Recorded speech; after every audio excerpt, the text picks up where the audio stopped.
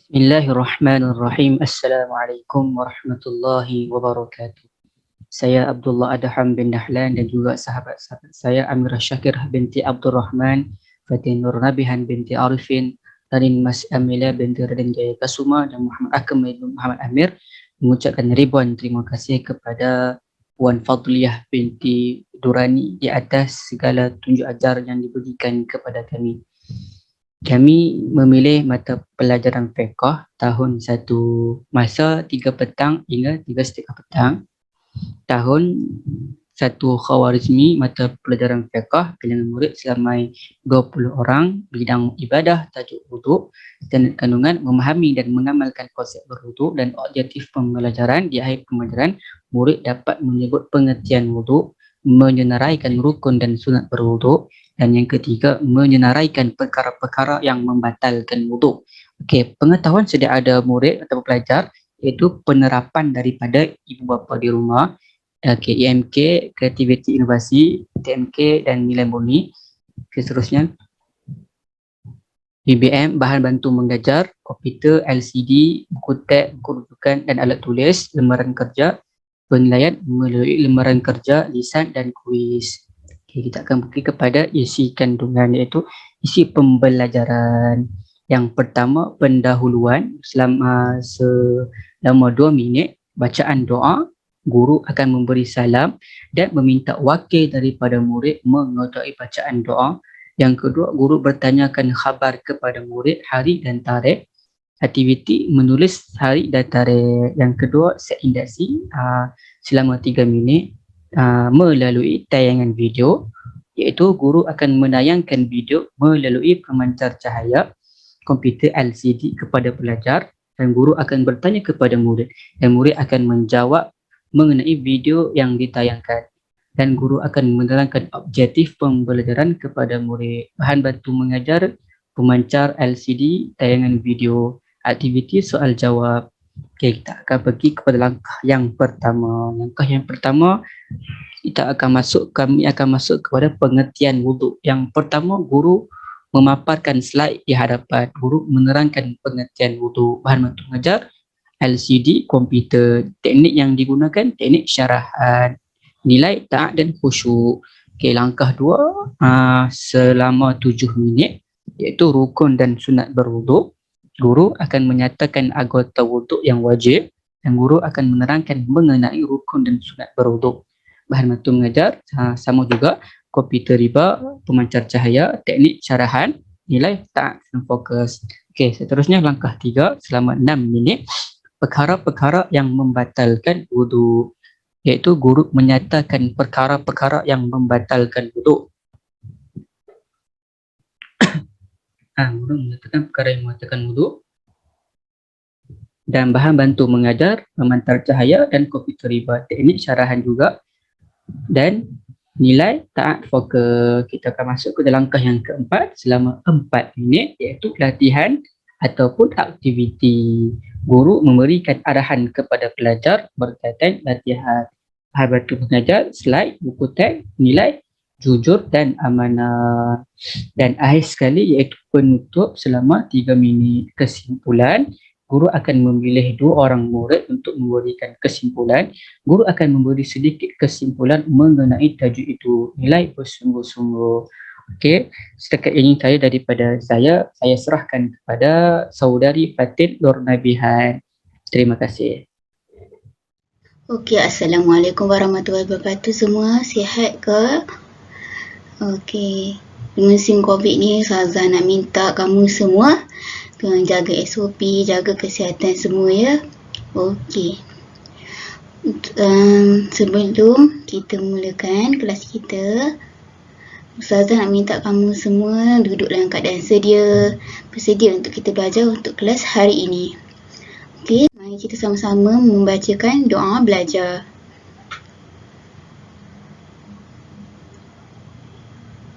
Amin. Okey, sebelum kita masuk kepada pelajaran hari ini, Ustazah nak tunjukkan kamu satu video. Jadi daripada video ni, kita akan ketahui apa yang kita akan belajar pada hari ini. Astaghfirullahalazim. Perlahankan air. Jangan membasuh.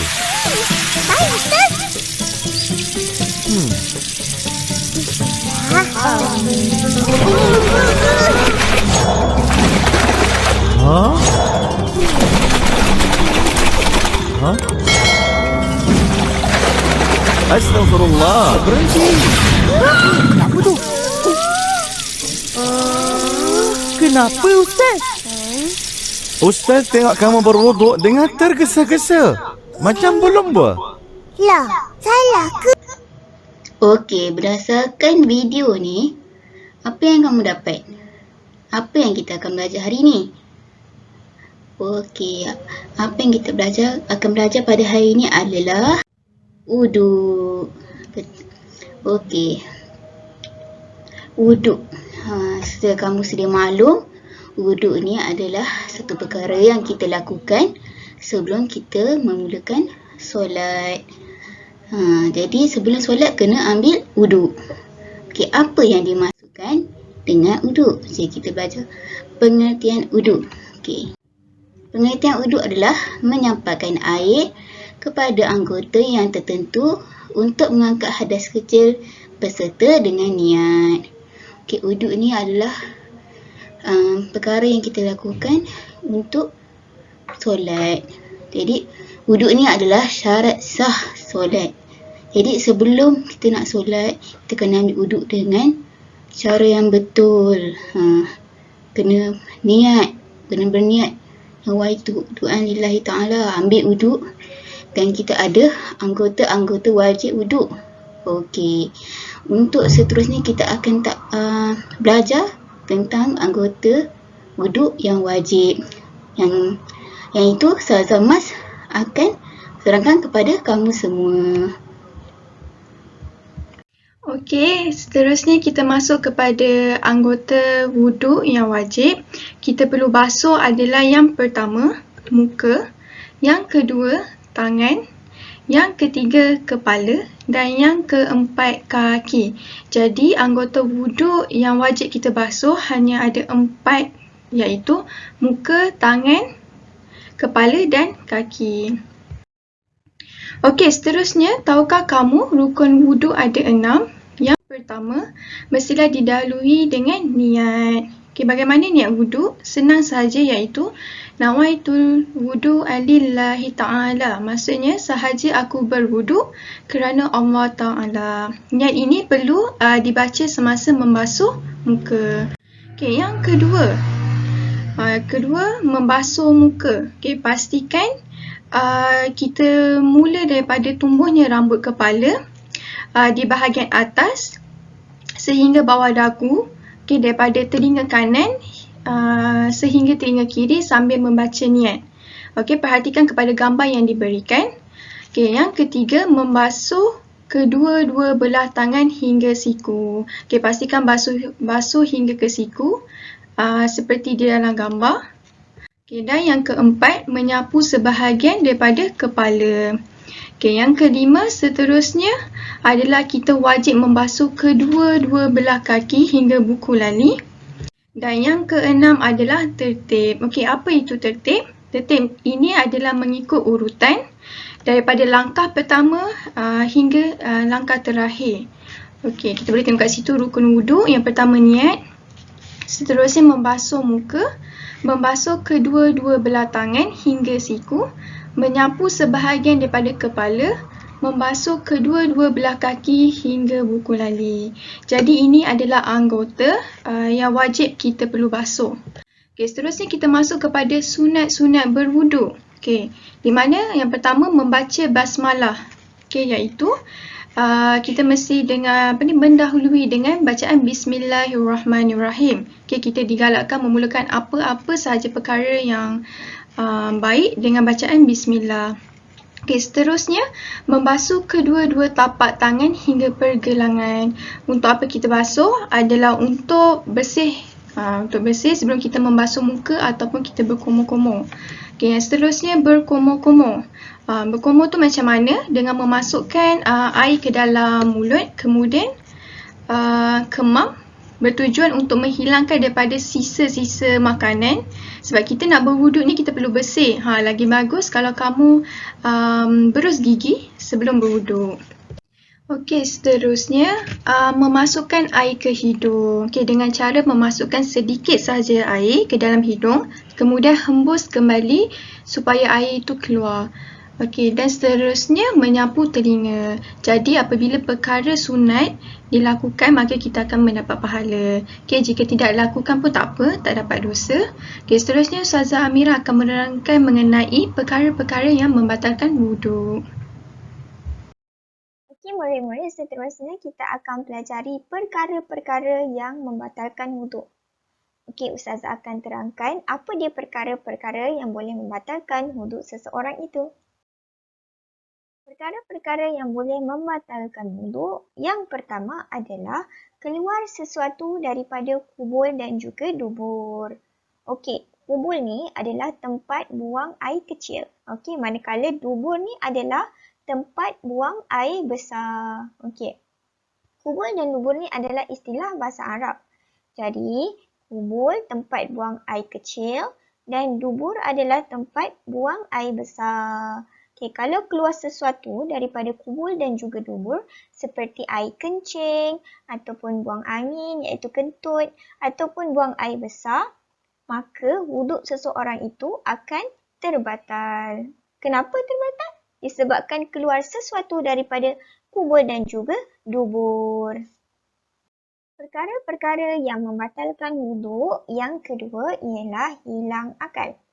Okey, hilang akal ni contohnya seperti gila, mabuk dan juga pingsan. Okey, gila ni adalah sejenis penyakit tau. Okey, penyakit di mana seseorang itu tidak sedar apa yang berlaku. Dia tak sedar apa yang dia buat, kan, dan dia tak ingat apa-apa. Okey, itu adalah orang gila. Okey, mabuk pula. Okey, mabuk ni, orang mabuk ni asalnya dia sihat tau. Tapi disebabkan dia memakan ataupun minum sesuatu benda yang memabukkan, seperti contohnya seperti arak. Okey, arak ni menyebabkan seseorang itu mabuk dan boleh menyebabkan seseorang itu hilang akal. Okey, kalau kita tengok orang yang mabuk ni, keadaan dia berjalan terhuyang-hayang tau. Okey, tak seperti orang normal yang berjalan tegak. Okey, sebab tu mabuk ni boleh membatalkan wuduk. Sebab dia menyebabkan seseorang itu hilang akal. Okey, sama juga seperti pingsan. Okey, pingsan ni adalah keadaan di mana seseorang itu tidak sedarkan diri. Maka akan terbatallah wuduk seseorang itu. Okey, perkara-perkara yang membatalkan wuduk yang ketiga adalah tidur tidak tetap dua punggung. Okey, contohnya macam kita tidur malam. Okey, kalau kita tidur malam, berpusing-pusing, sekejap ke kiri, sekejap ke kanan. Jadi, bila kita tidur dalam keadaan begini, okey, dia menyebabkan terbatalnya wuduk kita. Okey, kerana bila berlakunya buang angin iaitu kentut, okey, kita tidak akan sedar. Keadaan inilah menyebabkan terbatalnya wuduk seseorang. Okey, ada cara lain untuk kita jaga wuduk. Kita nak tidur tapi kita nak jaga wuduk. Macam mana? Okey, caranya kita boleh tidur dalam keadaan duduk. Sama ada duduk di atas kerusi ataupun di atas lantai. Ini bersila lah. Okey. Duduk elok-elok. Yang penting dua punggung berada di atas kerusi dan tidak sengit pun. Okey, tidak terangkat. Ataupun duduk bersila atas lantai, pastikan papan punggung tidak terangkat. Jadi bila tak terangkat, insya-Allah tidak terbatallah wuduk kita. Kerana bila terangkat salah satu punggung, okey, jadi senanglah untuk angin keluar. Jadi bila angin keluar iaitu keluar sesuatu daripada kubul dan juga dubur, ia akan boleh membatalkan wuduk kita. Okey, perkara-perkara yang membatalkan wuduk yang keempat adalah bersentuh kulit lelaki dan perempuan yang bukan mahram. Apa yang dimaksudkan dengan mahram ni? Okey, mahram ni adalah lelaki dan juga perempuan yang boleh berkahwin. Jadi apabila bersentuh kulit maka boleh membatalkan wuduk seseorang itu. Okey, beza tahu dengan ibu ayah kita, adik-beradik lelaki, adik-beradik perempuan. Okey, kalau bersentuhan dengan kita tak ada masalah sebab kita ni tidak boleh berkahwin dengan mereka. Jadi, kalau kita bersentuh dengan seseorang yang bukan mahram, yakni seseorang yang kita boleh berkahwin dengannya, okey, boleh menyebabkan wuduk kita terbatal. Okey. Kedua-dua wuduk terbatal tau. Okey, wuduk laki batal, wuduk perempuan juga batal. Okey, seterusnya, perkara yang membatalkan wuduk yang kelima adalah menyentuh kubul ataupun dubur. Okey, sama ada sengaja ataupun tidak sengaja. Ingat tak kubul apa, dubur apa? Okey, kubulnya adalah tempat buang air kecil. Dubur pula adalah tempat buang air besar. Okey, biasanya kita akan sentuh untuk membersihkan kubul dan juga dubur selepas buang air kecil ataupun buang air besar. Atau dalam istilah ibadah adalah istinja. Okey, dalam bahasa Arab kita sebut sebagai istinja. Jadi sekiranya kita menyentuh kubul ataupun dubur, maka secara automatik terbatallah wuduk kita. Okey murid-murid, jom kita ulang semula perkara-perkara yang membatalkan wuduk. Okey, perkara-perkara yang membatalkan wuduk yang pertama adalah keluar sesuatu daripada kubul dan juga dubur seperti air kencing, kentut dan sebagainya. Okey, perkara-perkara yang membatalkan wuduk yang kedua adalah hilang akal seperti gila, mabuk dan juga pingsan. Okey, perkara-perkara yang membatalkan wuduk yang ketiga adalah tidur yang tidak tetap dua punggung. Perkara-perkara yang membatalkan wuduk yang keempat adalah bersentuh kulit lelaki dan perempuan yang bukan mahram, iaitu antara lelaki dan juga perempuan yang boleh berkahwin. Dan perkara-perkara yang membatalkan wuduk yang kelima, iaitu yang terakhir adalah menyentuh kubul ataupun dubur. Okey, Ustazah harap kamu semua boleh ingat perkara-perkara yang boleh membatalkan wuduk. Assalamualaikum warahmatullahi taala wabarakatuh. Okey, nama Ustaz Muhammad Akmal. Okey, hari ini Ustaz akan terus pergi kepada latihan wuduk. Okey, dalam latihan ini Ustaz nak kamu senaraikan perkara wajib wuduk dan perkara sunat wuduk. Ada 8 jawapan di situ, jadi ada 4 perkara wajib, ada 4 perkara sunat. Okey, Ustaz terus pergi kepada Ustaz nak soal petik nama pelajar. Okey, yang pertama Ustaz nak minta Syahmi. Okey, Syahmi, dekat warna kotak warna merah itu Ustaz dah ada satu jawapan untuk perkara wajib, ada satu jawapan untuk perkara sunat. Okey, jadi yang atas itu tangan, bawah bersugi. Jadi yang mana satu perkara wajib wuduk? Tangan ke bersugi? Apa dia? Tangan. Ya, betul. Tangan itu perkara wajib. Jadi kalau tangan itu wajib, bersugi itu apa dia? Sunat. Betul. Tanya anak Ustaz. Okey, kami terima kasih. Okey, boleh duduk. Okey. Yang kedua Ustaz nak panggil Atikah. Okey, Atikah tolong bangun. Okey. Ustaz nak kamu tengok jawapan. Yang mana perkara wajib dengan perkara sunat. Okey, yang pertama sekali berkumur. Yang kedua muka. Yang mana satu jawapan bagi perkara wajib? Yang berkumur ke muka? Atas ke bawah? Apa dia bawah? Bawah tu apa? Muka. Ya, betul. Jadi kalau muka itu wajib, berkumur-kumur itu adalah sunat. Betul. Okey, terima kasih Atika. Okey, yang ketiga. Ustaz nak panggil Halim. Okey, Halim. Ustaz nak, okey, dekat jawapan kotak kuning, di atas kaki, di bawah ada kiblat.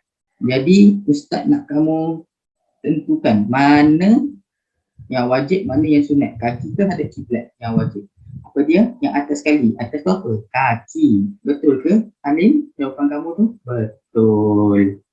Jadi jawapan dia adalah kaki. Kalau kaki itu wajib, jadi yang kiblat itu sunat ke wajib?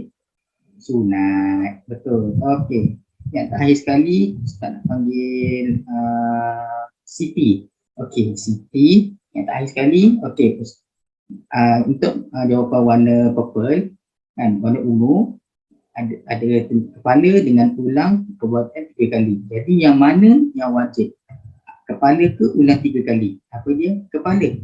Kamu betul ke jawapan dia?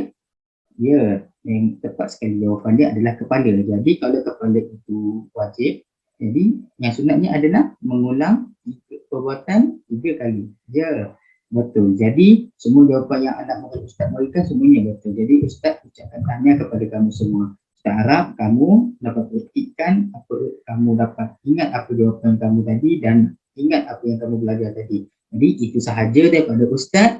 Sekian, terima kasih. Assalamualaikum.